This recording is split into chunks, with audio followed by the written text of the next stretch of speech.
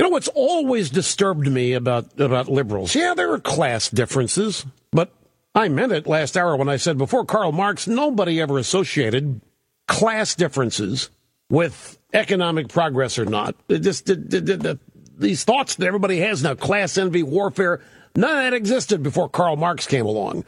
The left glommed onto it, and now they trying to convince everybody in the lower classes that they're the ones that actually made all of this happen. And by the way, this is not a criticism of people in the different classes. I don't look at people this way at all. That's my whole point. These are the people that do, and they force it on us. And they sit here and they make up these stories about all of this. So they describe and they campaign on the basis that life is unfair and the rich are not genuine. They're not legitimate. And not just the rich.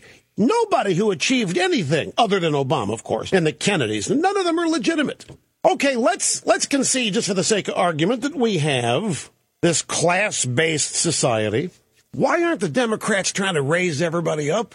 You notice they try to get to their precious utopian equality by chopping everybody down. They want everybody lowered to some mythical economic level where everybody is mythically, magically, supposedly equal. There's a story at Newsbusters. Sigourney Weaver, who's obviously brainless, gave an interview to David Gregory, and she's just mouthing a bunch of crap that she's probably heard her whole life. Oh, yeah, everybody knows the Democrats are the party that want to help people, and the Republicans, all they want to do is help business. If it weren't for Wall Street and big business, Barack Obama would not be president of the United States. If anybody had big business in his back pocket and his front pocket and who knows whatever other pocket, it was Barack Obama. But here we come with these stereotypes, and here's a poor old Sigourney Weaver. She doesn't know any better. Yeah, the Republicans are for big business. The fact of the matter is, you pick any conservative anywhere, and you talk to them about people, and you know what you're going to hear? You're going to hear a desire that everybody elevate, that everybody get better. You're going to hear conservatives talk about ways that everybody's lifestyle can expand, everybody's quality of life can improve. You're going to hear optimism. You're going to hear hopefulness. You're going to hear policies and strategies to make that happen. Any conservative, any genuine conservative you talk to is going to look at somebody and look at their potential and want to see potential, growth potential. It is Democrats. It's the left who have contempt for people, who have no faith in people. It's the Democrat Party who doesn't think people have the ability to succeed on their own. Miss Weaver, well, she's not alone. These people are just ignorant. They've been raised to believe this stuff, just like Obama has. They buy into all of these stereotypes. They're brain dead. They're not even thinking. They're just regurgitating.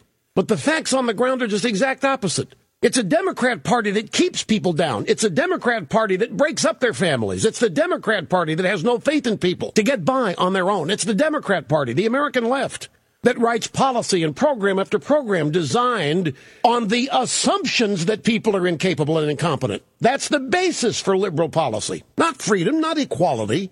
Liberalism, Democrat Party, is oriented around the fact that people cannot succeed on their own and will not succeed on their own. Conservatism, on the other hand, is oriented around the belief that everybody can be great. And the more people trying it, the better off everybody is. Conservatives believe that with the right circumstances and the right education, the right inspiration, proper level of expectation, that everybody can be better than they think they can, that everybody has more in them than they know. Every conservative I know believes this, and that's one of the reasons why we are so frustrated. Have to sit here and listen to pap about how we want people to be on welfare, how we want people to be barely eking out lives on food stamps or what have you, how we want people to be walked all over. That's a crock. We want just the exact opposite. The Democrat Party is ensuring that the lower classes stay there. It's the Democrat Party that looks at average people and sees them as average after they see whether they're black, gay, Hispanic, male, female, what have you. It takes about 5 examinations of a human being before the Democrat sees a human being, sees any humanity. They see groups prior to that. They see victims. Everybody knows the Democrat Party is the party of the people and the Republican Party is the party of big business. Well, no. The Democrat Party is a party that grows as people suffer. The Democrat Party is a party that expands its power as more and more people have their lives ruined in the sense that they cannot provide for themselves. The Democrat Party does everything it can. And when it runs out, when too many people in this country finally find their way out of dependence, then what do the Democrats do? Try to find the next group of people to become their permanent underclass. That happens to be the illegal immigrants right now. That's who the Democrats want to be their permanent underclass, because a lot of Democrats in the permanent underclass don't want to stay there. They want to improve their lives. They want raises. They want better jobs. They have to listen to a president run around and talk about how it's not possible because all that's been stolen from them. And his job is to take whatever he can from all these thieves and redistribute it and give it back to them. So they're sitting around essentially with their hand out, hoping and praying that Master Obama will find a way to put some pittance in their hand to get even with all the stuff that was stolen from them their whole life. Other people are not waiting around for that. They're simply using their ambition, their desire, their intelligence, their freedom to improve their quality of life. And those people become the targets of the Democrat Party and the Obama administration.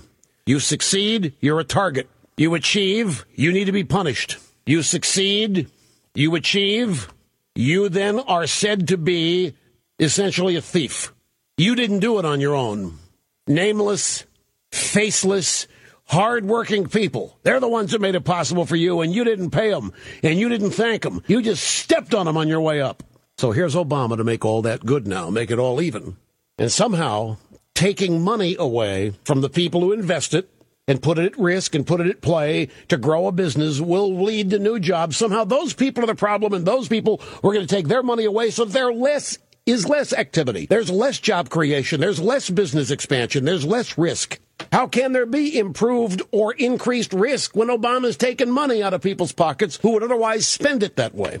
This is hideous what's happening here. And it's frustrating to have to sit there and explain this to people after 230 years. But the education system in this country has been so perverted and corrupted that every day they turn out brand new brainwashed little angry victims who think, if not for the guy who owns a dry cleaners down the corner, I'd be something.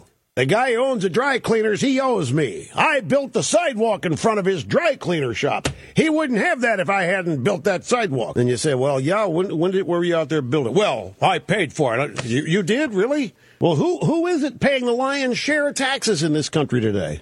Top 1% are paying 70% of all taxes. Where is it that these nameless, faceless people are paying all this to make it possible for the rich to succeed? I've never understood the math. The rich got rich by stealing from the poor? Doesn't add up to me. I've never understood the math on that. But if you're sitting out there and you think your life is worthless and has no meaning, and somebody comes along and says you could have been something if not for the guy who owns a dry cleaner store, okay, that's good for me. I'll latch onto that. Yeah, I could have been something if it weren't for that guy. I could have been something if it weren't for the guy who owns a car dealership out there. I could have been somebody. I could have been a contender. But the car dealership guy, he has what was mine. Or he has what should have been mine. And how do I know? Because Obama's telling me every day. This guy cannot possibly like or respect this country. He cannot have any respect or admiration at all for the way this country was founded, the way it grew, the way it's exceptional, the way it became a world superpower, because he's trying to dismantle it brick by brick, door jam by door jam. If the American dream is a giant mansion, Obama's going at it door by door and ripping it apart. And there are too many doors being torn apart in this mansion for this to be accidental or circumstantial or coincidental. And it's been going on for too long now, 3.5 years, for it to be just somebody who doesn't get it and who's wrong. No other way to put this now. He was indoctrinated as a child. His father was a communist, was raised by a communist. Mother was a leftist, sent to prep and Ivy League schools where his contempt for the country was reinforced by the professoriate. The faculty lounge, moves to Chicago. Oh, yeah, that's a great environment to grow up. Home of the radical left movement, hooks up with Bill Ayers, Bernardine Dorn, Rashid Khalidi, Tony Rezko. He's out there claiming that Romney's a felon when Romney doesn't even know any, and half of Obama's inner circle are felons.